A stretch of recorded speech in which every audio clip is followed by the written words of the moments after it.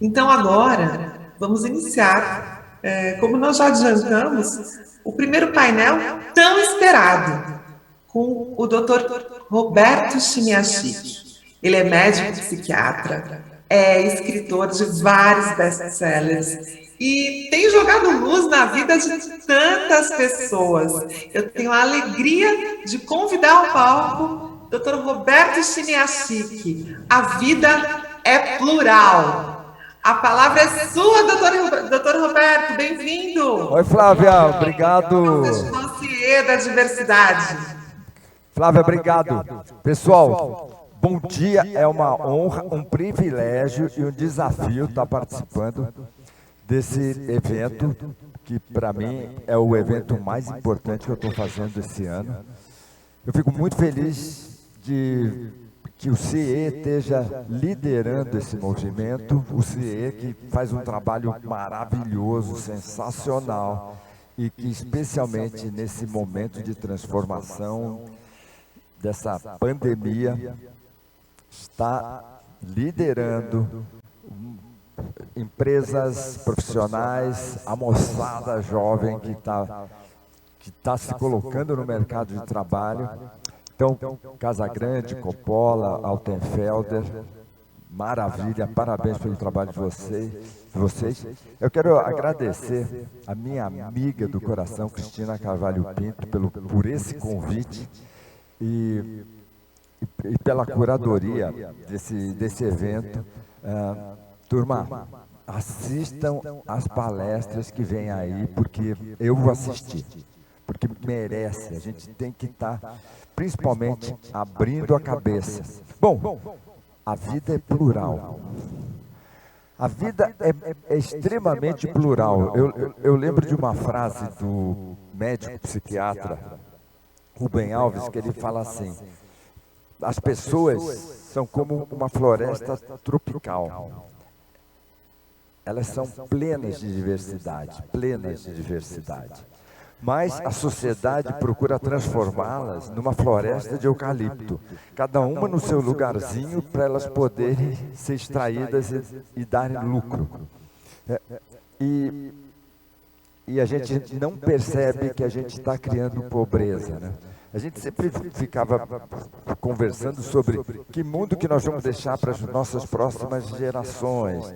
A catástrofe está próxima. Gente, o desafio chegou. Todo mundo aqui em São Paulo passou por um inverno, pessoal do Brasil, e a gente falou assim: meu Deus, o que está acontecendo que está nevando, né? Em compensação, lugares no hemisfério norte tiveram 50 graus. Ou seja, não dá mais para a gente adiar esse debate. E a gente tem que entender, né, que a vida é plural, mas é muito plural. É muito plural. Ela é cheia de detalhes, ela é cheia de nuances, de beleza. E esse jeito de pensar de muita gente acaba amputando, né? Então, quando a gente olha, eu sou médico e eu era cirurgião, né? E durante esse tempo todo, principalmente a medicina, né? Olha, não vai fazer falta um apêndice, não vai fazer falta uma amígdala, não vai... Gente, daqui a pouco vai falar assim, não vai fazer falta um coração, não vai fazer falta... Por quê? Porque as pessoas, elas não conseguem ter uma amplitude. E eu quero muito falar para vocês o seguinte: a vida é plural, mas vocês que são jovens, a carreira da gente tem que ser plural. A carreira da gente tem que ser plural. Para vocês das empresas, o sucesso é plural. Se vocês pensarem em lucro, o lucro é plural. Eu tenho um livro chamado Problema Zoba. Problema Zoba. O Problema Zoba eu escrevi há uns 10 anos, 12 anos atrás, eu não sou muito bom de data. E por que eu escrevi? Porque um dos grandes bancos do Brasil se deu conta de que clientes insatisfeitos dão prejuízo. E aí eles falaram assim: Roberto, ajuda a mudar a mentalidade das nossas equipes, dos nossos gerentes, para que eles propiciem uma experiência de felicidade para todos os clientes. E aí a gente criou um slogan para esse banco que é o seguinte: cliente feliz, porque banco pensa em lucro, né? Cliente feliz dá mais lucro. A gente não está falando do cliente A, B, C ou D, a gente está falando de todos os clientes. Então, quando a gente pensa em sucesso, eu vou dar um exemplo, mais um exemplo. Muitas vezes as pessoas não entendem que vender um carro usado dá mais lucro do que vender um carro novo. E às vezes a pessoa não fala assim, não, mas aquela pessoa é pobre. Né? Uma história lá de casa. Eu fui trocar de carro, eu não sou um sujeito que valoriza muito o carro, eu fui trocar de carro. E a minha assistente é que escolhe o carro, compra o carro. E ela foi comprar o carro. E ela pediu para conversar com o vendedor. E o vendedor falou assim para ela, olha, eu imagino que você vai comprar um carro popular e aqui a gente não tem carro popular. Aí ela pegou e falou assim, olha, se eu comprasse o carro para mim, eu acho que eu não compraria um carro popular, mas eu estou comprando o carro do Roberto Chiniachique. Só que ela falou isso para o gerente geral da concessionária. Ou seja, lógico que ela não comprou naquela empresa. Por quê? Porque quem estava vendendo não tinha a ideia de pluralidade, não tinha a ideia da dimensão maior que é a vida da gente. Então, eu não vou entrar na área das várias minorias que, se a gente parar para pensar, já estão se transformando em maiorias. Então, por exemplo, Estados Unidos, os latinos estão virando maioria, mas eles ainda são tratados como minorias. Eu não vou entrar porque vocês vão ter os melhores palestrantes do Brasil e provavelmente os melhores palestrantes do mundo. Em qualquer lugar do mundo, se for falar de inclusão, se for falar de diversidade, vão ter que convidar alguns dos palestrantes de hoje. Eu vou falar sobre a mentalidade da gente. Eu sou médico psiquiatra e eu entendo um pouquinho de cabeça. Gente, onde que a gente tem que entender que tem que ter pluralidade? A gente tem que ter pluralidade na casa da gente. A gente tem que ter pluralidade na casa da gente. Eu tenho 5 filhos. Cada um dos meus filhos é diferente do outro. O Leandro, meu filho mais velho, tem 41 anos, ele tem paralisia cerebral. Ele é diferente. E eu quero compartilhar com vocês uma terapia. 1981, 82, quando o Leandro nasceu, foi uma criança linda. Com 3 meses a gente viu que o Leandro não evoluiu como as outras crianças. Eu médico, eu olhava, o Leandro já não conectava o olhar, passou umas semanas, não firmava a cabeça. E aí a gente levou o Leandro para os meus professores da faculdade de medicina e eles falaram assim, eles descobriram que o Leandro tinha e tem 157 calcificações no cérebro. O raio-x mostrou o cérebro do Leandro. E quando eu olhei aquele raio-x, foi uma dor, foi a maior dor que eu já tive na vida, né? Porque você imagina, assim, você tem sonhos, você tem projetos para o seu filho mais velho. Você imagina que ele vai ser inteligentíssimo, você imagina que ele vai ser um jogador de futebol, você imagina que ele vai ser um profissional de sucesso. E quando você olha, e quando você vê o que está acontecendo, você está vendo que o teu sonho está entrando por um ralo. Todos os projetos que você tem para o seu filho. E aí foi muito difícil ganhar dinheiro para o tratamento do Leandro. Embora meus professores falavam, Roberto, desiste, ele não vai chegar em 1 ano de idade. Talvez ele chegue em 2 anos de idade. E eu comecei a lutar, porque tinha a doença do Leandro e tinha a minha dificuldade financeira para pagar o tratamento do Leandro. Então, foi um período de trabalho. E eu acabei indo para os Estados Unidos fazer um curso para aprender a formar terapeutas. E aí tinha uma terapeuta lá, que eu gostava muito, e eu sentei e falei, e ela falou assim, o que você quer trabalhar? Eu falei assim, meu filho tem paralisia cerebral. Ela falou assim, Roberto, esse não é um problema para terapia. Porque se ele tem uma lesão neurológica, ele vai ter dificuldade neurológica, ele não vai conseguir evoluir normalmente. Que problema que você quer trabalhar? Eu falei assim, eu quero trabalhar a frustração que eu tenho do meu filho não ser o filho que eu gostaria que ele fosse. Aí ela falou, isso é tema de terapia.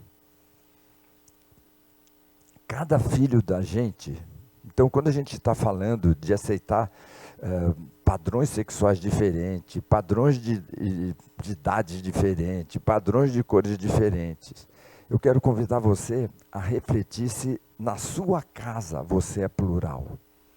Sabe, você aceita cada filho como se fosse um indivíduo. Porque se a gente não aceita e não entende na casa da gente que a vida é plural, na rua a gente vai fazer a mesma catástrofe. Tem uma frase do livro do Gênesis na Bíblia, né, que eu acho que a maior parte das pessoas não entenderam. Eu adoro a Bíblia, tá? Acho o máximo. Que é assim, e Deus fez o homem à sua imagem e semelhança. Gente, vocês acham que Deus, quando fez a gente à sua imagem e semelhança, ele quis fazer assim, o mesmo, os olhinhos, o narizinho, os ouvidinhos, o queixinho, os bracinhos? Eu não acredito nisso. Tanto que tem uma piada, né, que o pessoal... alguém fica morto 10, 15 minutos e ressuscita, né? Aí alguém pergunta, você viu Deus? Aí o sujeito fala, vi. E como que ele é? Ele é mulher e é negro. Gente, não é isso que Deus... na minha leitura, fez quando ele fez o homem à sua imagem e semelhança. Eu acho que ele não se preocupou com esses detalhes, né? É gordinho, é magrinho... é novo, é velho, que orientação sexual que tem? Eu acredito que Deus falou assim, a imagem de semelhança é com todo o potencial para se desenvolver.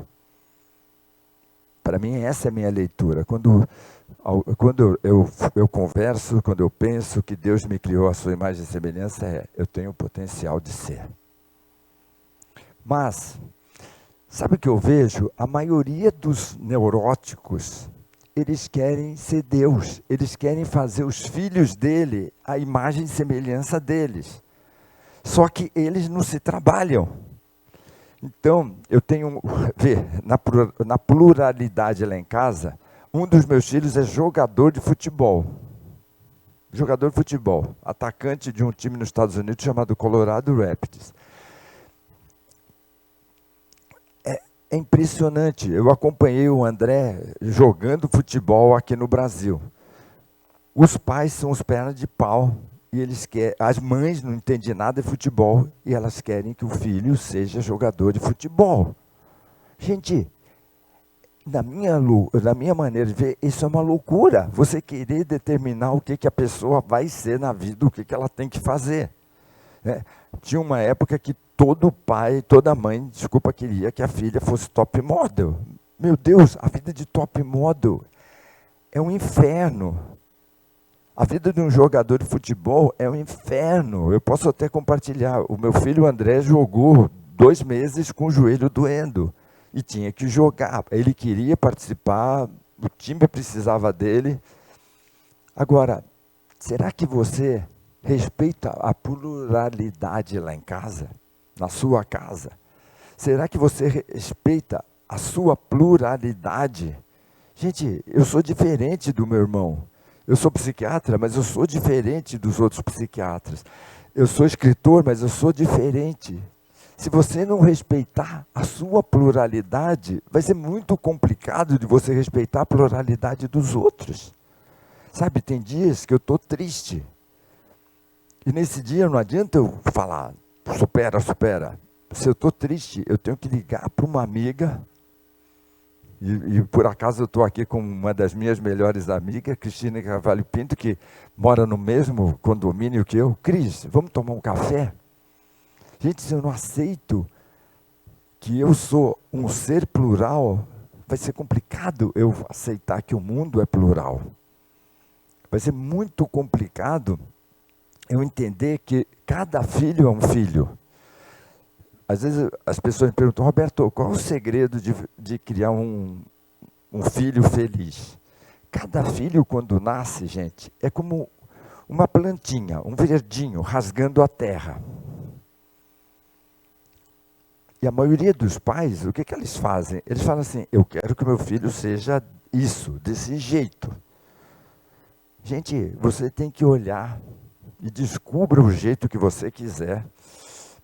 E aí você vai ver assim, nossa, é uma bananeira. Então vou fazer isso para essa bananeira desabrochar. O outro filho é uma roseira. E você tem que ajudar que o filho que é uma roseira dê rosas. Ver a vida plural é um estado de espírito. Ver a vida plural é um jeito da gente viver. Não é simplesmente, eu achei o máximo o Casagrande falar, não é um cartaz. Não é um cartaz. Sabe, não é uma frase. É uma atitude de vida. Então, a minha pergunta para você é, sabe, você tem uma namorada, você aceita que ela é diferente de você ou você quer que ela seja a pessoa que você quer que ela seja? Se você não aceitar se você não aceitar, mãe, mas você tem que comer desse jeito. Minha mãe era empregada doméstica, ela se desenvolveu muito na vida.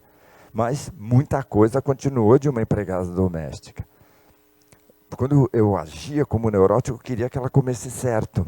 E quando eu tinha sabedoria, eu falava assim, foi essa mulher trabalhando na casa dos outros, com muita simplicidade, que me criou, que me ensinou a ser um guerreiro batalhador. É fundamental a gente ter uma aceitação. A morte da diversidade, então, na minha leitura, começa com uma pobreza de espírito. Uma pobreza de espírito. Eu vejo que, 50 anos como psiquiatra, 45 anos fazendo palestras, eventos para empresas. Quando o gerente, quando o empresário não entende a riqueza de ter mulheres opinando na empresa dele, ele está jogando o cliente lucro fora. Sabe, quando a gente não entende a riqueza de um país chamado favela, que está num livro do Renato Meirelles, O País Chamado Favela, gente, é um mercado de consumo maravilhoso, você está jogando fora. Nossa, imagina, 40 e poucos anos vendo empresas. Gente, é muito fácil. Quando eu vou numa convenção de vendas e eu vejo que o diretor é um sujeito machista, eu sei que já essa empresa vai quebrar. Por quê? Porque você não pode perder esse vulcão de talento, essa energia feminina. Eu estava conversando com o Casagrande e me dando conta. Eu tenho uma empresa que 90% das pessoas que trabalham lá são mulheres. Daqui a pouco os homens vão fazer passeata lá e falar, queremos diversidade. Mas eu também me lembro de uma palestra em 94, de um congresso de recursos humanos em Londres. E aí estava a diretora de recursos humanos da Microsoft. Ela falava assim, nós temos um equilíbrio do número de mulheres e homens nos cargos de direção. Ela falou assim, por quê? Porque nós temos meritocracia. Nós temos meritocracia. E se você tiver meritocracia sem preconceito, as mulheres vão ocupar cargos de direção. Então, é muito pontos para a gente refletir. Então, pontos para a gente analisar. Então, o primeiro ponto que eu quero trazer para vocês é: nós precisamos resgatar valores essenciais, gente. Um dos valores essenciais é a vida. Vê, você tem um carro. Aí, terça-feira, você pega o carro na garagem e você começa a dirigir, o carro está fazendo barulho. O que você faz? Você pega esse carro, nesse dia ou no dia seguinte, e leva no mecânico, porque você fala: eu não posso, meu carro não pode ter barulho, meu carro não pode ter um distúrbio. Mas, o pessoal com mais de 30 anos, provavelmente 70% de vocês está com um tipo de alergia. Ou está com uma urticária, ou está com problema de digestão, náuseas. E você carrega o seu corpo batendo pino anos a fio. Você está com insônia e você não leva o seu corpo para arrumar. O que você faz? Imagina que o seu carro está fazendo barulho, você fala assim: eu vou pôr um óleo aditivado especial para ele continuar. Você sabe que não vai resolver. E o que a pessoa faz? Toma calmante. Está com pressão alta? Toma remédio para pressão. Mas você continua. Você continua com o seu corpo gritando: socorro, socorro, socorro. 12% da população norte-americana toma antidepressivo. 40% da população americana vai ter alguma crise psiquiátrica. Gente, nós precisamos entender que nós precisamos valorizar a vida. Nós precisamos valorizar a vida. Roberto, eu estou valorizando o lucro.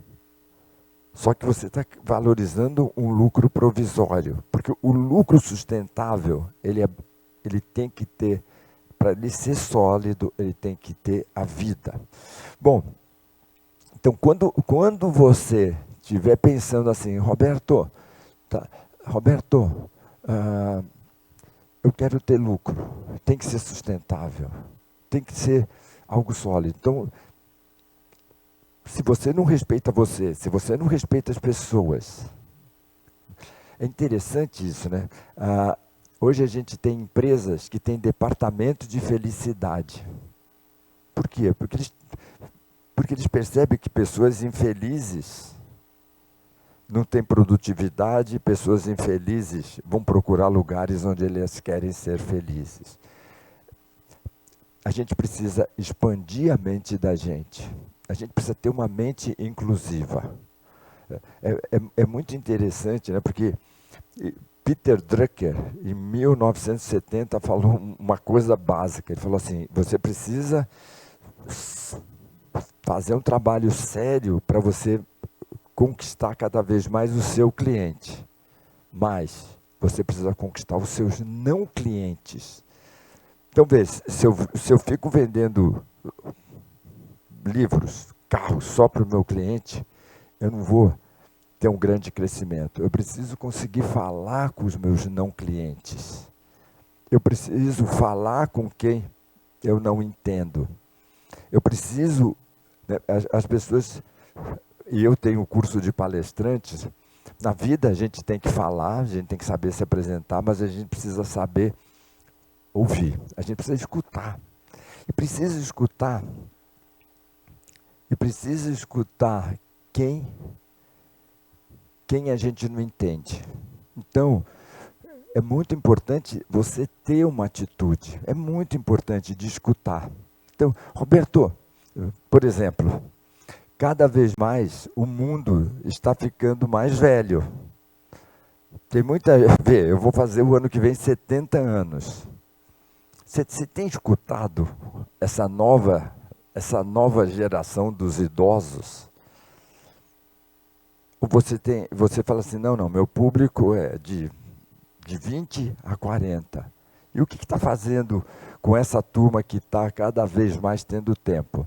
E eu vou contar para vocês, o pessoal de idade, Tem uma parte que não se planejou, está sofrendo financeiramente, mas tem uma parte deles, dessa turma, eu me incluo, que nós temos dinheiro, nós temos estabilidade.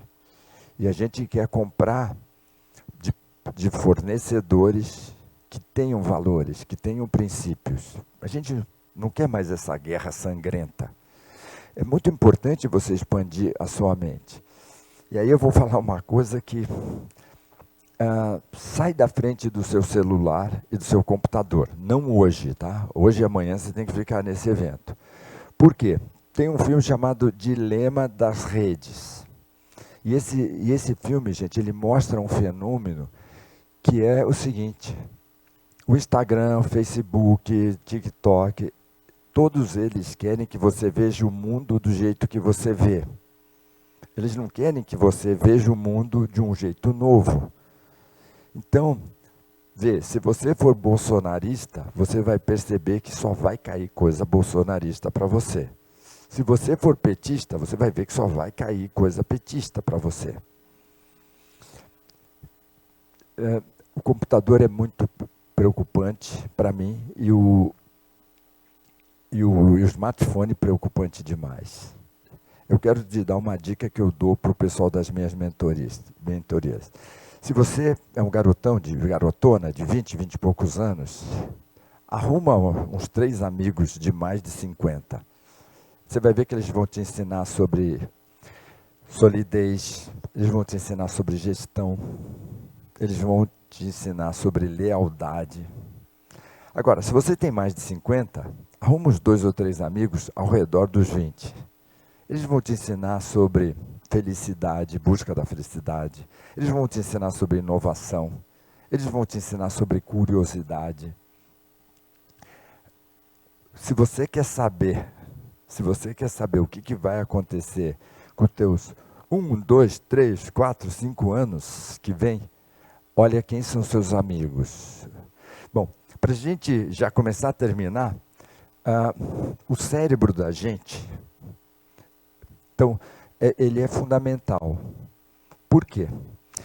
A gente não olha, né? Roberto, eu conheço você como psicoterapeuta, eu sou psiquiatra. O cérebro da gente, quando ele se sente ameaçado, ele trava. Ele trava. Tá? Então, a gente fala, né, no estresse, luta ou fuga. Luta ou fuga. Né? Então, ou a pessoa ataca, mas a maior parte das pessoas não tem oportunidade nem de fugir e nem de atacar. Imagina, tem muita gente passando fome. Para essas pessoas que estão passando fome, ir bater em alguém, roubar, não é uma opção. E eles também não têm jeito de fugir da fome. O que ele faz? Ele congela. Cuida do teu cérebro congelado, porque ele fica travado, então ele nem briga, nem foge. Mas cuida de ter gente por perto que ajude a descongelar o seu cérebro. Bom, outro ponto fundamental, integre a sua vida. Tinha um mestre budista chamado Bodhidharma. O Bodhidharma seria, na época dele, como o Papa. O Bodhidharma chegou num reino e o rei estava esperando o Bodhidharma e o rei deu uma tesoura de ouro e tinha uma fita. E o rei falou: Bodhidharma, essa tesoura é para você cortar essa fita e pegue essa tesoura de ouro para você construir seus mosteiros. O Bodhidharma falou: eu não posso aceitar uma tesoura. Aí, por quê? O que você quer? Ele falou: eu quero uma agulha. Essa é a agulha. Durante muito tempo eu fui como uma tesoura. A tesoura corta, a tesoura separa. Agora eu vejo que eu preciso ser como uma agulha que une, que integra. Eu quero, Bodhidharma falando, eu quero integrar homens e mulheres. Eu quero integrar jovens e idosos. Eu quero integrar. Seja como Bodhidharma, integre. Cortar, amputar, qualquer um faz. Bom, para a gente terminar, eu quero falar para você, seja generoso. Seja generoso. Quando me formei, eu trabalhei em hospital de pacientes terminais. Quando eu precisei ganhar dinheiro para cuidar do Leandro, eu trabalhei em tudo. O hospital de pacientes terminais é aquele hospital que as pessoas vão para morrer. Eu tinha uma enfermaria com 100 leitos. 100 leitos. 100 leitos. Então, todo dia morria 4, 6, 8, 10 pessoas. E eu procurei sempre conversar com as pessoas na hora da morte. Vê, na hora da morte ninguém fala, eu me arrependo porque eu não me vinguei do meu irmão. Eu me arrependo porque eu não retruquei o meu filho. Na hora da morte, as pessoas se arrependem de não terem curtido os amigos, serem generosos, serem queridos. Não esquece disso. E a última história, para não estourar o tempo, procura ser autoastral. Eu sei que nós estamos vivendo tempos difíceis. Eu tinha um mestre na Índia chamado Ramesh. E um dia o Ramesh me falou assim, Roberto, seja uma pessoa... Vê, estou traduzindo para o português, né? Na Índia os caras falam de... Ele falou assim, seja um cara autoastral, seja um sujeito de bem com a vida. E aí ele contou essa história. Estou adaptando. Tinha um sujeito chamado Antônio Marques da Silva. E o Antônio Marques da Silva era um cara super do bem. Quando ele morreu, o pessoal lá na entrada do paraíso, do inferno, falou, Toninho, você tem que ir para o céu, você tem que ir para o paraíso, você foi legal. Ele foi lá, perguntaram, qual é o seu nome? Antônio Marques da Silva. Procuraram ali, não tinha tido qualidade total, excelência no atendimento no céu, mandaram ele para o inferno. Inferno, você sabe como que é? Inferno não faz teste de Covid, não tem crachá. Ele entrou. Passaram-se uns 10 dias, vai Lúcifer no paraíso e fala, Pedro, seu desgraçado, seu terrorista, seu bandido, você quer destruir o inferno. Aí Pedro, na sua suprema bondade, falou, Lúcifer, o que eu fiz? Aí Lúcifer falou, você mandou aquele sujeito, Antônio Marques da Silva, ele começou a conversar com todo mundo, ele começou a escutar as pessoas, ele começou a abraçar as pessoas. Agora o inferno está insuportável, o inferno parece um paraíso. Você me faça um favor, você tira esse sujeito lá do inferno e traz ele aqui para o seu paraíso. E quando o Ramesh terminou de contar essa história, ele me olhou bem nos olhos e falou assim, Roberto, viva com tanto amor no coração, que se por engano você cair no inferno, o próprio demônio te leva de volta para o paraíso. Eu quero deixar essa a minha mensagem. Viva com tanto amor no coração, viva com tanto alto astral, que se por engano você cair no inferno, o próprio demônio te leva de volta para o paraíso. Pessoal, obrigado por vocês estarem aqui assistindo, parabéns e principalmente, obrigado pela convicção de vocês que já já a gente deixa esse país do jeito que é para ser. Beijo. Obrigada, doutor Roberto Chiniachi. Oi, que Flávia. prazer. Prazer que alegria estar aqui. te ouvir. Que alegria. Eu queria te segurar um minutinho a mais no papo. Opa, estou aqui. Para aproveitar esse momento ao vivo, para dar um depoimento pessoal. Eu sou uma das jovens que foi buscar experiência e conhecimento em pessoas com mais experiência. Hoje eu sou uma mulher de 48 anos e há 30 eu vivo na condição de cadeirante. Eu passei por um acidente de carro quando eu tinha 18 anos e pouco antes do meu acidente eu ganhei de presente um livro chamado A Carícia Essencial. Ai, que lindo.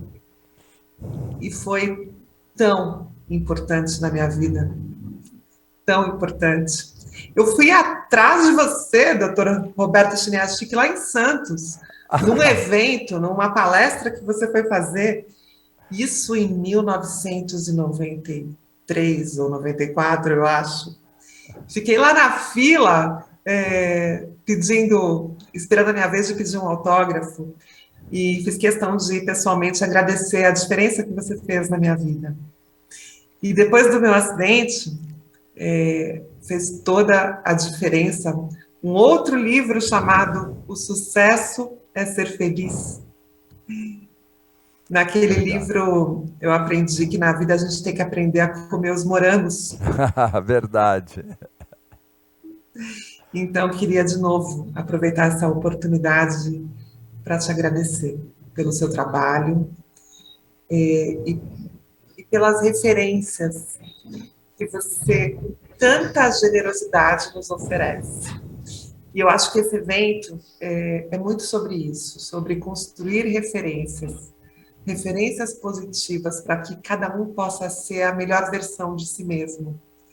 E eu tive com muita sorte que eu encontrei pessoas e referências que me apontaram caminhos possíveis para mim hoje. Eu consigo fazer esse papel de também ser referência Aham. para outros jovens, para outras pessoas que buscam encontrar o seu caminho. Então, novamente, muito obrigada pelo seu trabalho e pela diferença que você fez na minha vida e faz na vida de tantas pessoas. Obrigado, Flávia. Um abração para você. Um abraço, saúde.